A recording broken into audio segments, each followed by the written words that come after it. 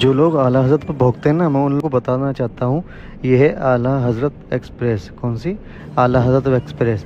اعلیٰ حضرت کے نام سے تو ٹرین بھی چل رہی ہے، ماشاء اللہ، ٹرینیں چل رہی، ٹرینیں۔ تمہارے نام سے، اگر تمہارے ابا کے نام سے کسی کے نام سے ٹیمپو بھی چلتا ہو نا، تو دکھا دو ذرا لا کے۔ یہ ہے میرے اعلیٰ حضرت کی شان۔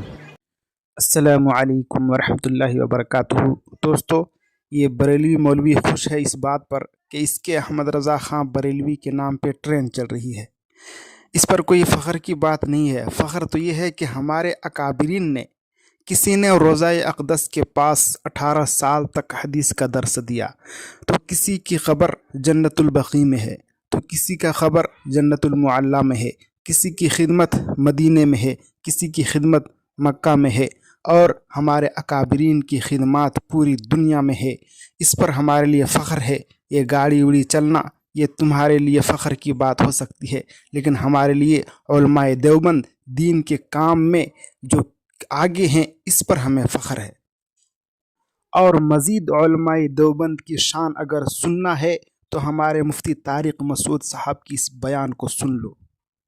علماء دیوبند کے علماء حرمین سے اتنے اچھے تعلقات تھے کہ جو مولانا مکی صاحب ہے نا، اب تک جو درس دے رہے ہیں، آپ دیکھو جا کے، عربی کے علاوہ کوئی عالم حرم میں ایسا نہیں ہے جس کو درس دینے کی اجازت ہو، عربوں کے علاوہ، سوائے اردو میں ایک مولانا مکی صاحب کے۔ اور بادشاہ نے ان کو لیٹر لکھ کے دیا تھا کہ ان کے دادا کو، کہ آپ کے بعد آپ کا بیٹا، اس کے بعد ان کا بیٹا، جب تک آپ کی نسل چلتی رہے گی کوئی حرم سے آپ کو ہٹائے گا نہیں۔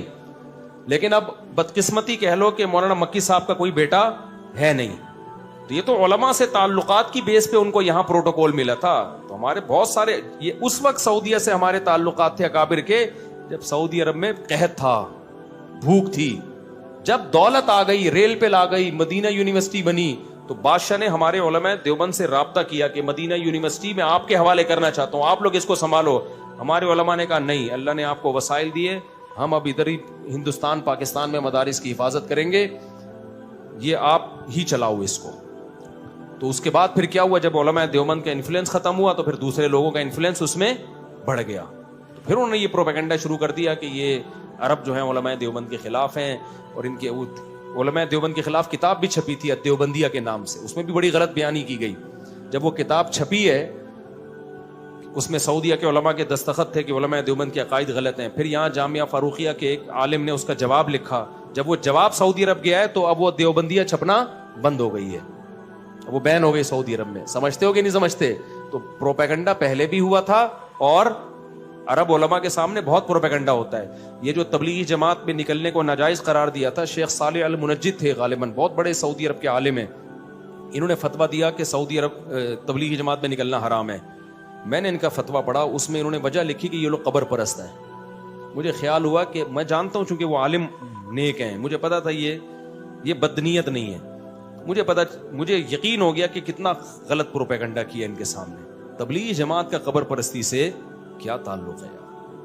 مجھے خیال تھا کہ میں ان کی خدمت میں جاؤں، میں کہوں حضرت آپ کبھی تبلیغ میں سروزہ لگا کے دیکھیں، جتنا تبلیغ والے قبر پرستی کے خلاف ہیں، لیکن ظاہر ہے ان کو پروپیگنڈا تو چل جاتا ہے نا، اتنا پروپیگنڈا کیا کہ انہوں نے فتویٰ دے دیا قبر پرست ہیں، کچھ اور الزام لگا دیتے یار، قبر پرستی کا تو کسی طرح بنتا ہی نہیں ہے۔ تو سعودی عرب کے بڑے بڑے علماء، شیخ الحدیث مولانا زکریا رحمۃ اللہ علیہ کے شیخ بن باز سے بہت اچھے تعلقات تھے۔ جب شیخ الحدیث مولانا زکریا رحمۃ اللہ علیہ نے کتاب لکھی ہے نا داڑھی پر، تو شیخ بن باز نے اس کتاب کو چھپوا کے پورے سعودی عرب میں پھیلایا۔ بذل المجہود جو شیخ الحدیث کی شرح ہے ابو داؤد کی، آج بھی سعودی عرب کی کتب خانوں میں آپ کو ملے گی۔ تو علماء سعودیہ کے جو ہیں وہ ویسے بھی حنبلی ہیں، وہ کوئی غیر مقلد تھوڑی ہیں یا اہل حدیث تھوڑی ہیں، وہ تو حنبلی ہیں ویسے بھی۔